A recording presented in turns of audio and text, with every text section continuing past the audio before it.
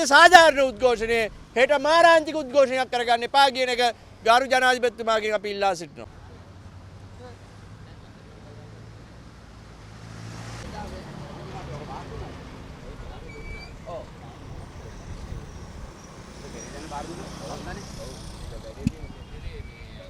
හරි අපි ඔය කතා කරමු අද කියන්නේ. ආයෙ කතා කරමු. අද මේ බොහොම සාමකාමී නෑ නෑ ඔව් අද කතා කරමු. අද කතා කරමු. අද මේ කියන්න පුළුවන්ද? වැඩි ඉවර කරනකම් වැඩි කරනවා. එළි ආහාර ලබා දීමේ ටෙන්ඩරේ ඇතිවෙච්ච යම්කිසි අක්‍රමිකතාවයක් නිසා මේ අක්‍රමිකතාවය තමයි එම ටෙන්ඩරේ එක කැටගරි වලින් ආහාර වර්ග 136කට ටෙන්ඩරේ කැඳවීමක් කරලා තිබ්බා. මේ 136න් 36කට අවම ලන්සුව ඉදිරිපත් කරපු ඒ සමාගමට ටෙන්ඩරේ ප්‍රදානය වෙනවා. ටෙන්ඩරේ ප්‍රදානය කරන්නේ 36 දෙනෙක්ගෙන් යුතුව ටෙන්ඩර් කමිටුව, තාක්ෂණික කමිටුව, ඇගීම් කමිටුව කියන මේ කමිටු කීපයක් එකමුතු වෙලා මේ ටෙන්ඩරේ දුන්නට පස්සේ ඊට පස්සේ මේ ටෙන්ඩරේ ලැබිච්ච නැති අර පරණ හොරු කියලා කිව්වදින් නිවැරදි. මේ හොරු ටික නැවත වතාවක් අල්ල ගන්නවා අභියාචනා මණ්ඩලයේ ඉන්න නිලධාරීන් ටිකත් එක්ක එකතු වෙලා දානවා අභියාචනා. අභියාචනාව දාපු ගමන් මේ ටෙන්ඩරය නැවත වතාවක් අර පරණ අයට ලබා දෙනවා.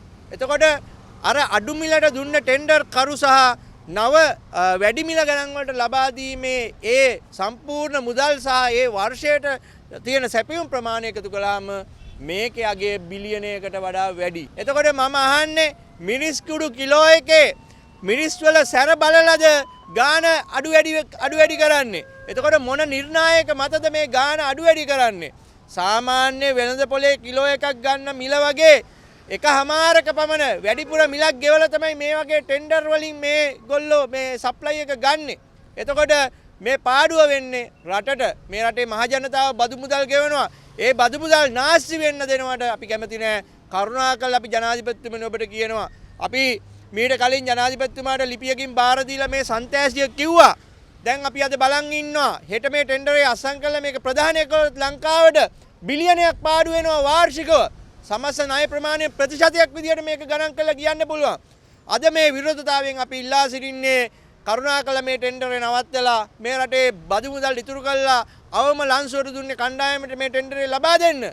එහෙම නැත්නම් සිවිල් ක්‍රියාකාරකයන් විදියට හෙට දවසේදී අනිද්දා දවසේදී අපි ක්‍රියා කරන විදිය හාත්පසින්ම වෙනස් වෙයි. අපි මේ ස්ථානයට එනවා. ඇවිල්ලා ජනාධිපති මන්දිරයේ ඉස්සර වාඩි වෙනවා. වාඩි වෙලා කියන්නේ අද සාධාරණ උද්ඝෝෂණය හෙට මාරාන්තික උද්ඝෝෂණයක් කරගන්න එපා කියන එක ගරු ජනාධිපතිතුමාගෙන් අපි ඉල්ලා සිටිනවා.